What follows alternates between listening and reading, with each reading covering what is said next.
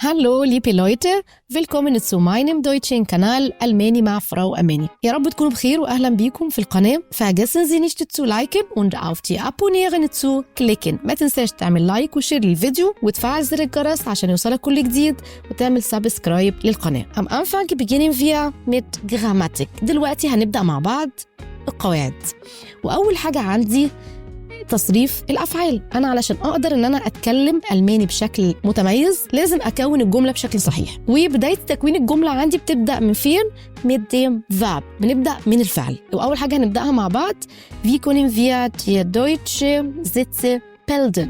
إزاي نقدر نكون أو نبني مع بعض جملة صحيحة بالألماني. وده هيبدأ من إيه؟ من القاعدة اللي هنشرحها النهاردة وهي die Verbenkonjugation، تصريف الأفعال.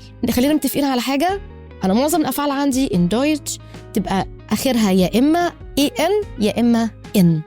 لما أجي أصرف الأفعال أنا لازم بحذف النهاية بتاعتي اللي هي الإن أو الإيه in. بعمل إيه؟ عشان أقدر أكون جملة صحيحة أنا لازم أركز على تصريف الفعل، وده اللي احنا هنعمله النهاردة. عبارة عن إيه؟ إن أنا عندي مجموعة ضمائر شخصية، كل ضمير من الضمائر اللي هنقولها النهاردة هيبقى ليها نهاية معينة في الفعل. هديك مثال بالعربي. هل ينفع أقولك بالعربي أنا يأتي أو هو تأتي؟ لا طبعا، كل ضمير من الضمائر الشخصية بيبقى ليها شكل معين في الفعل، وده بالظبط في الألماني. بس الألماني هيبقى التغيير في الإندونج ديز فابس، في نهاية الفعل. تعالوا الأول نتعرف على الضمائر الشخصية وبعدين نشوف هنصرف الفعل إزاي. الضمائر الشخصية عندي اللي هي دي بيرسونال برونومن. بيرسونال برونومن. إيش، أنا، دو، أنت أو أنتي، إيه، هو، إس، محايد، زي، هي، إيه، أنتم، wir، نحن، sie، هم، sie، حضرتك أو تيجي بمعنى حضرتك أو حضراتكم، صيغة احترام بشكل عام. أوكي، قدامي الضمائر الشخصية. كل ضمير من الضمائر دي هيبدأ يبقى ليه نهاية معينة. zum Beispiel على سبيل المثال إيش يجي معاها دايما النهاية إيه.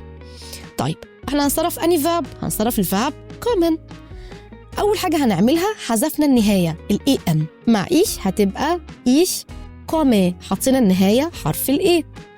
دو نحط النهاية استي، فهيبقى الفيرب عندي بالظبط كومست. دو كومست. إيه إس زي، النهاية تي، فهيبقى عندي كومت. إيه إس زي كومت. إيه النهاية برضو تي، يبقى الفيرب عندي ihr kommt. wir النهاية en. wir kommen. sie وزي النهاية عندي en زيها زي wir، هيبقى sie kommen أو sie kommen. طيب أنا عندي كده كام زي؟ لو خدنا بالنا هلاقي عندي 3 زي. زي بمعنى هي، زي بمعنى حضرتك، وزي بمعنى هم. ازاي افرق ما بينهم؟ هقول لك على الكلام ده كمان شويه في اخر الحلقه. كده صرفنا الفعل kommen. ناخد فعل تاني نصرفه مع بعض، يلا بينا. هنصرف الفعل spielen. spielen يعني spielen يلعب. ich spiele.